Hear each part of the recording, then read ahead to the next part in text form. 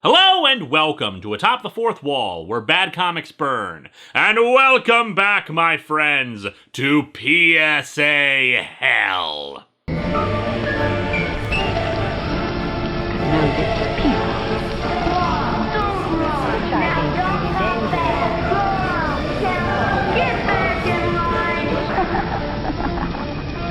Time to finally conclude our look at Leaves of Grass, aka Batman's harshin' my buzz, man. Previously on Batman, Shadow of the Bat. The Floronic Man, whom you may recall as being a good guy for like 5 minutes in The New Guardians, hit upon the most ingenious idea for world domination ever. Get everybody high on marijuana. Also, something about creating a plant-human hybrid using Poison Ivy's blood. In addition, Tim Drake's friend decided to give in to peer pressure and try some weed. And has a really bad trip from it. Because no two ideas fit together better than After School Special and Crazy Plant Supervillain. When we last left off, Batman had been investigating Poison Ivy's escape from Arkham when he was caught and captured by the two twin dominatrixes who work for the Floronic Man for reasons that remain unclear. So let's dig into Batman, Shadow of the Bat, number 58, and see what new spore of madness they've concocted for the conclusion of Leaves of Grass. I don't have a copy. The guy who was going to send me one got high and forgot. Welcome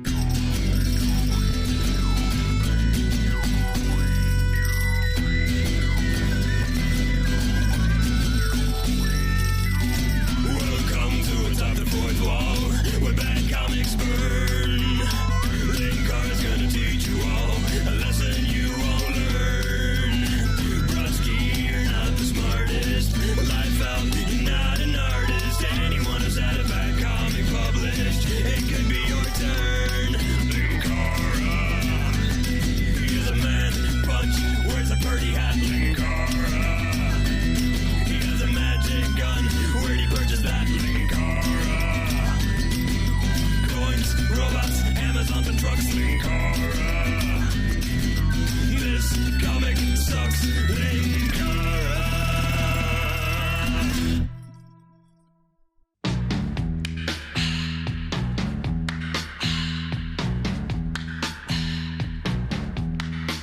It's the time. The cover's pretty damn good. While Batman is overly detailed, and really, Bruce, I don't know what your cape is made out of, but you need to tell Alfred to work out those wrinkles. There's a very nice horror vibe from it, with Batman shoving electrodes into the Floronic Man's shriveled up body. Hell, he even seems to be lacking a lot of his torso since we can see his spine. It's probably really inappropriate and horrific for this book, but screw it, it looks awesome. I'm also always fond of light shining out of holes, which in this case would be from the Floronic Man's chest, mouth, and eyes. Just the beams of light coming out. It's great. The Floronic Man's come down. I would have gone with frying the Floronic Man. Alliteration and more accurate, given come down is a bit of an understatement for electrocution. We open with some narration, that we'll later learn to be from Tim Drake, about marijuana, while we observe the hallucinations caused by his friend who had smoked some pot. And yes, pot can cause hallucinations, depending on a number of factors concerning how strong it is. I don't necessarily think it creates two floating monster heads that just kind of stare at you with bad teeth. Also, is the pot giving him X-ray vision? Why can we see part of the thing kinda translucently? Or is it supposed to be in front of him? Except it's not. Part of his hand is see-through, but some of it isn't? Marijuana apparently gives you MC Escher vision. Also, I don't think teenagers, high or not, talk like this. Get back, you devils! I think if I was seeing floating monster heads coming at me, it'd be less coherent melodramatic proclamations about devils and more flailing and It seems the kid, Norris, agrees with me since he starts screaming and, I presume, doing more flailing. Since there aren't any motion lines, I just have to assume that equals flailing. My yoga moves will stop these monsters! Tim Drake comes running up and gives him his coat, which seems to calm him down. He tells the others to call for an ambulance, but Mustache Guy, who had given him the pot, says it's just dope, and there isn't any need for that. It's strong dope, and Norris is still recovering from his illness. so that's why he did those hand motions. He has boogie fever. Also, how is it that this is a comic book and yet this guy still looks like they hired a 30-year-old to play a teenager? Tim runs off to get help. Stay with him. Make sure he doesn't do anything stupid. Yes, leave the traumatized kid having a bad drug reaction with the group that's also high as a kite. Truly, Tim, you were trained well by Batman. I'm just saying, seems more likely even in 1997 that Tim would own a cell phone courtesy of Bruce for just this sort of emergency in civilian life. Speaking of Bruce, he wakes up tied to a tree and greeted by the Floronic Man. Floro, you've been pushing the super skunk in Gotham? My god, man! Super skunk? Next you'll be pushing China Cat! Yeah, I had to look this one up. Maybe I'm the last one to the party here, but I had never heard of cannabis referred to as super skunk before. But indeed, that is actually a term associated with it. Then again, China Cat is apparently a real term too. Pretty soon I'm gonna learn that LSD is also called Mega Horse or something. But I thought... I'm working for the side of good. Man, Batman sounds so disappointed by that. You were the chosen one, Floro! You were supposed to bring balance to the DC universe, not leave it in hemp! Floro claims that he is working on the side of good by saving the world through marijuana. Gotham's already saturated with my dope. Soon, the whole world will be turned on. There'll be no more wars, no more violence, no more of man's inhumanity to man. You say that now, but watch what happens when people run out of Doritos, Floro. There won't be enough supply to meet the demand. He also says he plans to kill Batman, which seems like kind of a dick thing to do, but whatever. I'm just confused about why his eyebrows have spikes coming out of them. So the end justifies the means? Just like any other despot. Yes, because that is the problem with his plan. The fact that he's willing to kill to make it happen. World's greatest detective, everyone. Floro reaches out to kill him, but Poison Ivy stops him. I was about to leave when you showed up to pique my interest. The guy who turned me into Poison Ivy, who wants to use hemp to take over the world and make plant-human hybrids, is so boring. But my nemesis, who dresses up like a bat, that's got my attention. Also, a classic sign of an artist who can't draw women unless they're in high heels, as demonstrated by Poison Ivy standing on her tippy toes. It would be a real shame for you to perish. We've always had a special thing going. Poison Ivy, a deadly opponent of Batman because of her knowledge of toxins and obsessive defense of plants, or because she's an ex-girlfriend who doesn't get that it's over. You make the call. I mean, Floro's just standing there while Ivy grinds up against Batman. What the hell? She makes out with him and then proclaims, Batman's always fought against me in the past. Now I'd like to see him fight for me. Against you, Floro. If he wins, he goes free. So this is the part where Floro knocks her aside or something, right? Nope, he just stands there and watches as she cuts his bonds loose. I mean, I guess it's possible that he's just that high, but then again, I don't get why he needs to kill Batman anyway. He's all about how awesome dope is, so make him smoke or eat the stuff and get Batman high. Alfred, have you ever noticed that, like, our hands are shaped like bats too? The twin dominatrixes come in and see the two beginning to fight while Tim Drake continues his lecture about the history of marijuana. Marijuana was legal in the earliest American colonies. The British are coming! The British are coming! But, like, I don't think we need to worry about them. It's all good, man. Virginia and Massachusetts passed must-grow legislation, requiring farmers to cultivate hemp because of its importance in making rope and cloth. Later, cross-pollination resulted in hemp on the cob. The plant was legal tender throughout most of the continent until well into the 19th century. And in those days, nickels had pictures of bumblebees on them. The twins decide to cut and run, but Ivy has somehow stolen their guns. Good thinking, Ivy. Now you're keeping around potential opponents who were just going to leave. What? Anyway, more of the battle and more of the history lesson. George Washington and Thomas Jefferson both farmed the crop. Yeah, sadly, we went through 3 declarations of independence before they stopped using them as joints. Batman manages to toss Floro into some plants, but of course we see the true mastermind behind the whole plot. This guy! Dun dun dun! In 1937, after 5,000 years of worldwide use, hemp was declared illegal. Man, this comic is doing such a great job integrating this high school essay with what's happening in the actual story of the book. I was just thinking, Batman throwing a supervillain into some hemp plants? Why, that reminds me of when hemp was made illegal.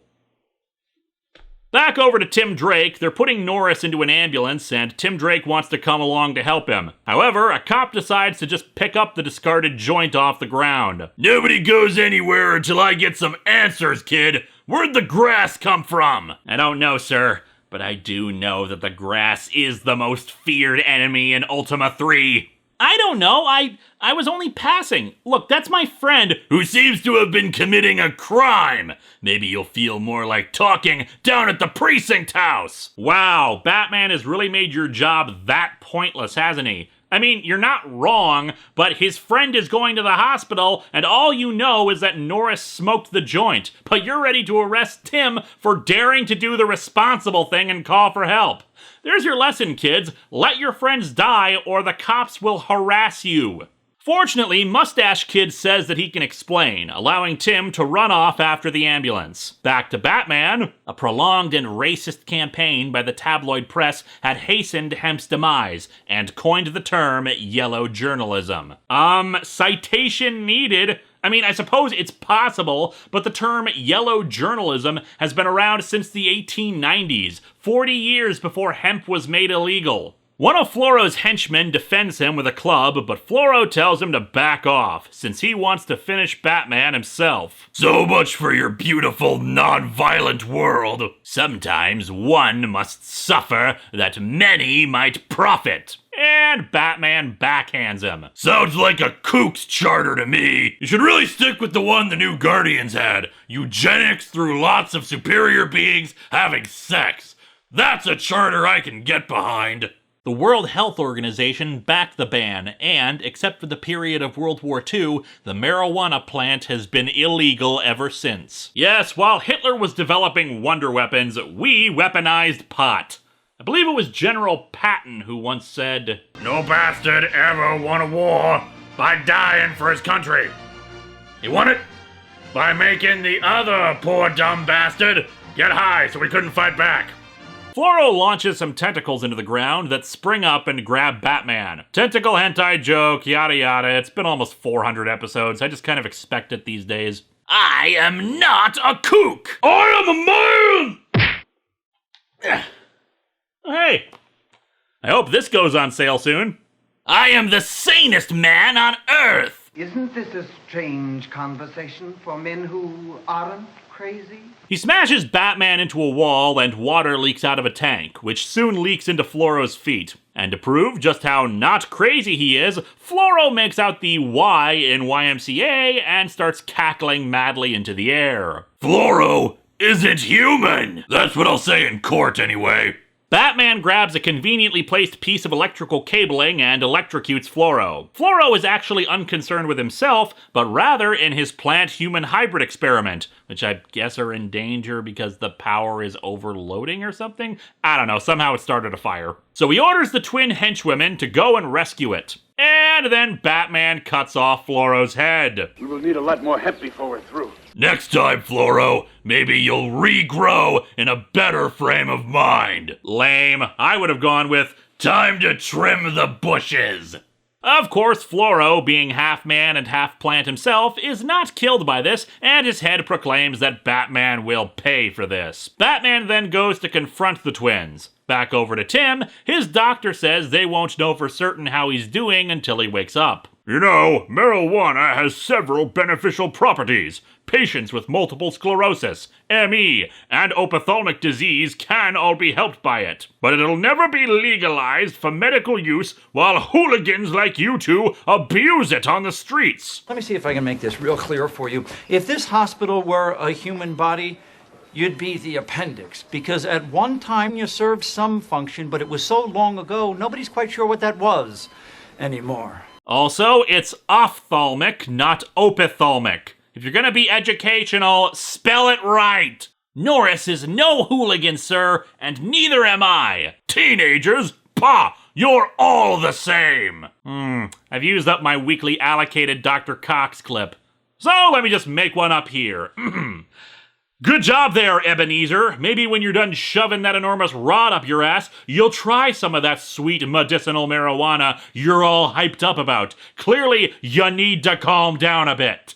Anyway, back to Batman and the twins. And their twins, since this larger panel really does highlight how completely ridiculous their outfits are and that they just exist to show off their breasts. Beat you once, do it again. And Batman does something. Seriously, what the hell did he do? Did the two walk into his outstretched arms and knock themselves out? There's nothing to indicate he leapt forward and punched them or anything. Even if he did, it looks really awkward. But whatever gets this thing done with sooner, I guess. He goes after Poison Ivy next. But apparently when she kissed him, it infected him with a delayed toxin, so he's temporarily paralyzed and can't stop her from escaping. Such a pity you never surrender willingly to me, though I suppose that's what makes you so darn attractive. Thanks for adding that extra touch of sex offender, Ivy. It truly says something when the new 52 version of you is a more compelling character. Later, Commissioner Gordon is talking with Batman in front of what I presume is a bonfire to destroy all the marijuana from Floro's lab. No mention is made of what the hell happened with all of his henchmen. I have the crime statistics for the period Floro's grass was on the streets. Mugging, assault, armed robbery are all down. There's less of everything except road accidents and raids on cookie stores. Cookie Monster is a pot smoker? And now we really know that Floro's plan wouldn't work. It may end war, but it won't stop traffic accidents. But admissions to mental hospitals went up 20%, and at least a dozen drug dealers were killed or maimed. Okay, but it wasn't the marijuana's fault that the drug dealers were killed or maimed, so that seems unfair. Granted, it makes you wonder, though. Not me, it doesn't. Screw your complex legal and medical issues. I am the knight. Wherever you're headed, I'd stay upwind of this little lot. It's supposed to cause havoc with spatial coordination. That's why I'm standing so close to it. This buzz is gonna last me all weekend. And Floro's head is back in a jar, where the smoke from the marijuana apparently decides to rise and then fall again right on top of him. Whatever anybody tells you, dope can drive you crazy. No, I'm pretty sure it can't. It can mess you up, any mind-altering substance can do that, but drive you crazy?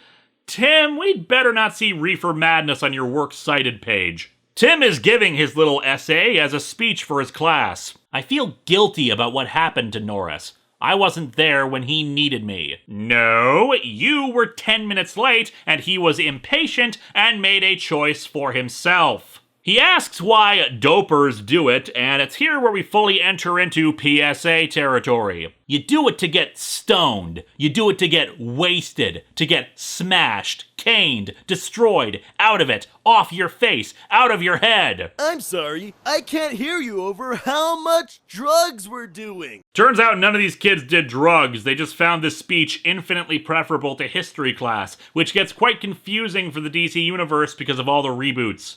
All expressions meaning you give up control of yourself, when we all know that you have no control to give. Your souls belong to this school and places like it for the rest of your meaningless lives. We're all blessed with a conscious mind, capable of anything. We can solve all the problems of the world with that mind. That's right, it's marijuana's fault that we haven't solved war, bigotry, and the lack of pockets on women's pants. Thus, Tim declares that he'll never take drugs. And so our comic ends with the class clapping. And oh dear God, Tim, it's too late! They're all seeing a translucent Robin standing right behind you! Sometimes, being a hero just isn't enough. It also requires boring speeches that don't address why people actually do drugs.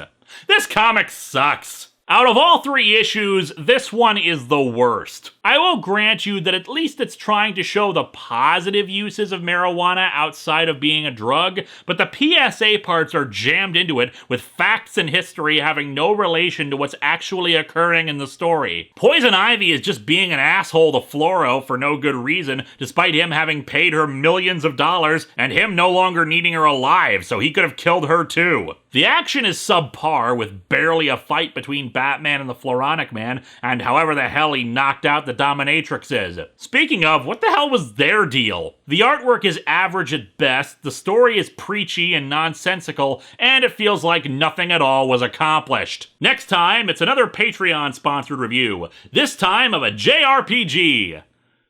So I should probably start playing that.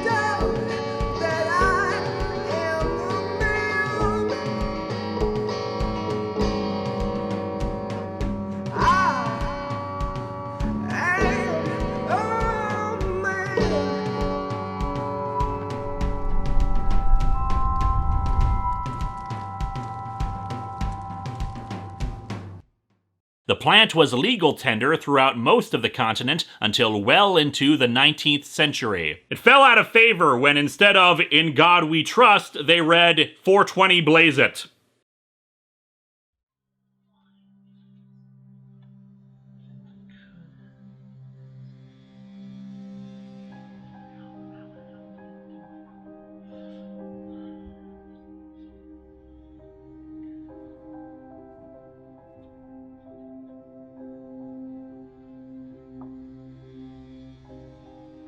Alan called. He said the Kane Lester's crew wanted to meet with you about the design ideas for... A secret ship? Well, I don't think it was meant to be a secret, but... No. I think we should build one. What are you talking about? We have the technology, we just need the resources. I could send the Vigilant out to the asteroid belt to scope it out, maybe find some materials to mine. Linkara? Huh? Oh, sorry man, I was just thinking out loud here. About what? Ideas, concerns about what we have, but most especially, what we don't have. I don't follow. It's been months since I fought that, well, Freddy Krueger thing. At the end of it, he said it was my turn. Ever since then, though, nothing. Nothing new, nothing different, nothing out of the ordinary that would normally get my attention. I thought we wrote that off as a lingering after effect of the magic coin. I know, it's just... There's something inside of me. A worry, a concern about the future. I don't see much point in dwelling on it. The chessboard is the world, the pieces are the phenomena of the universe. The other player is hidden from us. We know that his play is always fair and patient, but we also know, to our cost, that he never overlooks a mistake, nor makes the smallest allowance for ignorance. Thomas Huxley. We're woefully unprepared. It always feels that way anyway. We try to make new weapons and whatnot, but never seems to be enough. Not when the big fights come. Some of them we could hardly call them fights. I beat the entity by outthinking it. But what happens when one of its bigger brothers comes along and doesn't care about its place in the universe? It just feels like stomping on us. By that same admission, though, why should it care to stomp on us if it's beyond revenge or the like? Tell that to the King of Worms. And it was considered a lesser being in its pantheon. One legend suggests that it was a human who ascended into godhood. And even at that level, we got our asses kicked. The King of Worms tricked us in so many ways. And it's not just him. Mechakara has come back more times than I can count. And Vice took us completely by surprise twice. Then there was that whole fiasco last Halloween with the magic coin. We didn't know anything about it. We always try to develop new weapons, new technologies, but I don't know. Maybe we've lost the knack for it. But we still win through. And that's even more terrifying, though. We don't know how the King of Worms was killed. It just died. Well, sitting and speculating isn't going to help. What do you suggest we do? We need information, knowledge. I know one place we can start looking, but I want you to look into something else. At your disposal. When 90s Kid returned from the future, he brought something back with him, some kind of message for me. We haven't done a lot of study of it, but I think it's time we learned what the hell it means. Getting him away on it. In the meantime, I'll call Alan back about his thing. On it.